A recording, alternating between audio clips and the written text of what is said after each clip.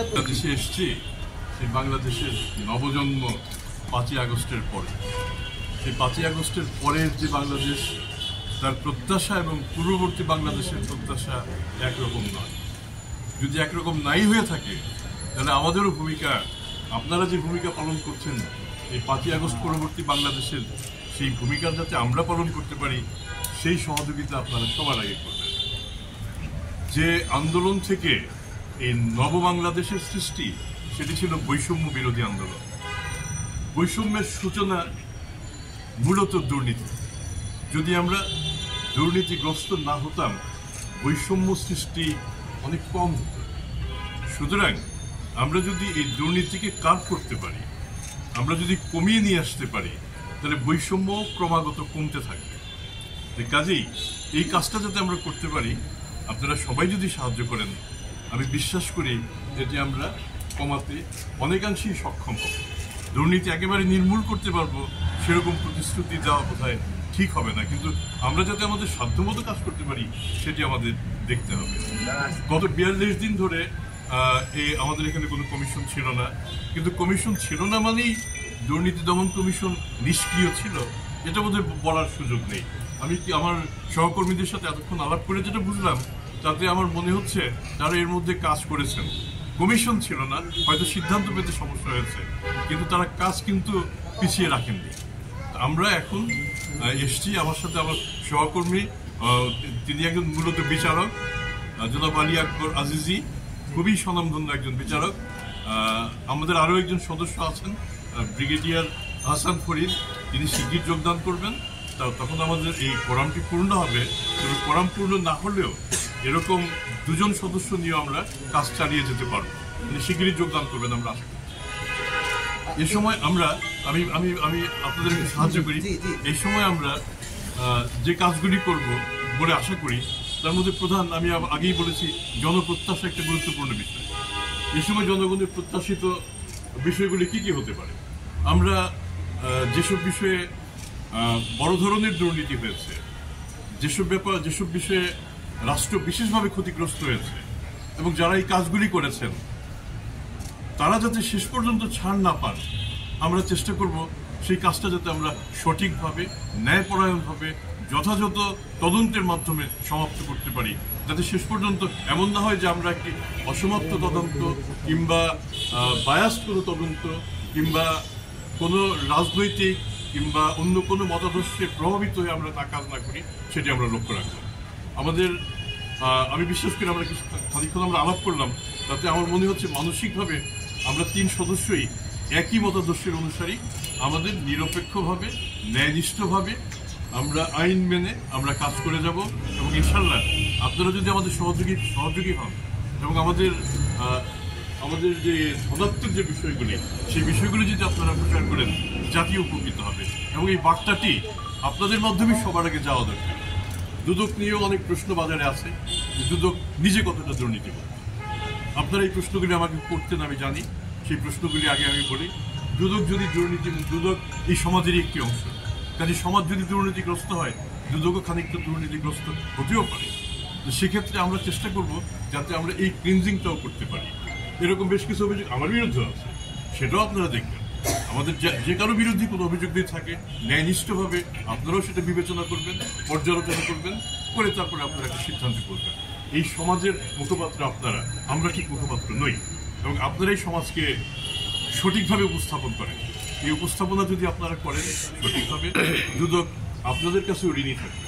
এবং আমি বিশ্বাস করি এই সময়ে, এই পরিবর্তিত সময়ে যে প্রত্যাশা, রাষ্ট্রের যে প্রত্যাশা, আমরা সেই প্রত্যাশা খানিকটা হলেও পূরণ করতে পারবো। আমার মনে হয় আমি বলি, আগামী 7 দিনের মধ্যে নতুন যে কমিশন, এই কমিশনের হিসাব আপনারা পেয়ে যাবেন। 7 দিনের মধ্যে আমাদের স্থাবর অস্থাবর যা আছে আপনারা পেয়ে যাবেন। একটি বিষয়, আপনি চেয়ারম্যান হিসেবে দায়িত্ব নেওয়ার আগের একটা অভিযোগ এখন অনেকটা ভাইরাল হয়েছে।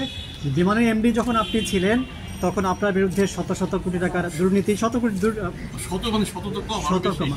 সেই দুর্নীতি অভিযোগগুলো এসেছিল যখন দুদক চেয়ারম্যানের বিরুদ্ধে এ ধরনের অভিযোগ আসে, সেটি অনেক প্রত্যাশা পূরণে কিছুটা ওতপাড়া হয়ে দাঁড়ায়। আপনি কি বলবেন? আচ্ছা, ঠিক আছে, খুব ভালো কথা। আমার মনে হয় এই প্রশ্নটা জবাবই শুরুতে আমি দিয়েছিলাম, আপনি সম্ভবত সেটি খেয়াল করেন। আমি বলেছিলাম যে আমার বিরুদ্ধে অভিযোগ মানে হচ্ছে আমি নিজে সেই অভিযোগগুলি দুদকে এসছে 2009 সালে।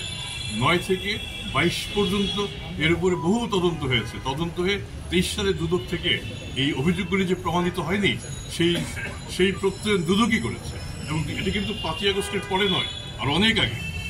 আমি আশা করি আপনার প্রশ্নের জবাব দিতে পেরেছি। সেটাও যদি না হয়, আপনার যদি তারপরেও কোনো সন্দেহ থাকে, অভিযোগগুলি তো আপনাদের হাতেই আছে, যদি ভাইরাল হয়ে থাকে আপনারা কেন তদন্ত করছেন না? করুন আপনারা। স্যার, আমার একটা প্রশ্ন ছিল স্যার, স্যার, আপনি যখন দুদককে ফেস করেছেন, আমরা দেখি যে দুদক একটা অনেকের কাছেই হরেনে মনে আমি তাহলে সহজভাবে বলি, আমার 9 সালের অভিযোগ যদি 23 সালে সমাপ্ত হয় তদন্ত কিংবা অনুসন্ধান, তাহলে তো এটি তো একটা হয়রানি। স্যার, সেই হরেনে দূর করার জন্য আপনার কমিশন কি করবে? আমার একটু শেষ করে স্যার, অনেক কমিশন এখানে এসে আশা দিয়ে গেছেন সাধারণ মানুষের হরেনের দূর করবে, তাদের যে অনুসন্ধান তদন্তের ধীরগতি এটা তারা দূর করবেন, কিন্তু মানুষ আসলে আশা কত আপনার কমিশন কি তদন্ত অনুসন্ধানের কাজের গতি বাড়াতে পারবে কিনা? আপনি কি বলছেন? আমাদের কাজ করতে শুরু করতে দেন, এবং আমার মনে হয় আমরা এই মুখের প্রতিশ্রুতির চেয়ে আপনারা আমাদের সাথে আবার যখন পরবর্তী সময় যখন দেখা হবে, আমরা কাজের মাধ্যমে প্রমাণ করব যে আমরা হয়রানি খানিকটা কমাতে পেরেছি কিনা, আমরা তদন্তে গতি আনতে পেরেছি কিনা, আমরা ন্যায় বিচার প্রতিষ্ঠা করতে সহায়তা করতে পেরেছি কিনা। রায় কিন্তু আমাদের এখান থেকে হয় না, রায় হয় কোর্ট থেকে। কাজেই সেক্ষেত্রে আমার মনে হয় আপনারা মিডিয়া জাস্টিস না করে আপনারা যদি সেদিক থেকে আইনগতভাবে আমাদের সবাইকে সহযোগিতা করেন, খুব ভালো হবে। আমি জানি দুদকবিদ যারা করেন, আমি আপনাদের একটু প্রশংসা করি, দুদকবিদ যারা করেন তারা কিন্তু অন্যদের চেয়ে ভিন্ন, তারা অত্যন্ত শিক্ষিত, তারা আইন কানুন এতটা ভালো জানেন যে অনেক সময় আমাদেরও বেকায়দায় পড়তে হয়। আমি আপনাদের সাথে বিভিন্ন সময় আমি নিজে কাজ করেছি। আমি এই যে এখানে আমি আমার পুরনো পরিচিত কয়েকজনকে পাচ্ছি, যারা আমি নিজেও কিন্তু আপনাদের লাইন থেকে আসতে পারছি। এবার আপনার প্রশ্ন করবে, আমি 3টি রাজনৈতিক সরকার এবং 2টি তত্ত্বাবধায়ক সরকারের সাথে কাজ করেছি। এখনকার যে সরকার, এটি হচ্ছে অন্তর্বর্তীকালীন সরকার। এই সরকারের অন্য রাজনৈতিক দলের মতো সেরকম রাজনৈতিক কোনো চরিত্র নেই, রাজনৈতিক কোনো চাওয়া নেই। এই সরকারের চাওয়াটা হচ্ছে জনগণের যে সুস্পষ্ট চাওয়া, সেই চাওয়া অনুযায়ী এগিয়ে যাওয়া। এখানে রাজনৈতিক প্রভাবিত রাজনীতি সরকারও কোনোভাবে প্রভাবিত করবেন না, এবং আমরা যারা কাজ করছি আমরাও প্রভাবমুক্ত থেকে ন্যায় নিষ্ঠার সাথে আমরা কাজ করে যাবো। আজকে আমাদের প্রথম দিন, আমার মনে হয় আপনাদের সাথে কথা বলার আরো কিছু একটা বিষয় একটু জানতে চাচ্ছিলাম, বিগত সময় সাধারণ মানুষের মধ্যে একদম মানে কথা প্রচলন আছে যে রাজনৈতিক বিবেচনায় মামলা হয়েছে এবং রাজনৈতিক বিবেচনায় অব্যাহতি পেয়েছে। তো অনেক ব্যক্তি আছে, বিশেষ করে রাজনীতিবিদদের ক্ষেত্রে, মানে সরকার পরিবর্তনের সাথে সাথে আবার তারা অব্যাহতি পেয়ে যান। এই বিষয়ে একটু আপনার মন্তব্য। এই বিষয়ে আমি বলবো, এরকম যদি রাজনৈতিক বিবেচনায় মামলা হয় তাহলে সেই মামলাটি তো ভুয়া মামলা। যদি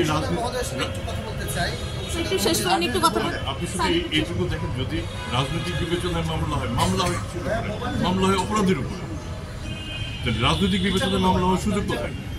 অপরাধী যদি অপরাধ করে থাকে তার সেক্ষেত্রে মামলা হবে, সেক্ষেত্রে আশাবাদ না আসার। অনেক ধন্যবাদ, আপনাদের সাথে দেখা হবে। কেমন? অনেক ধন্যবাদ।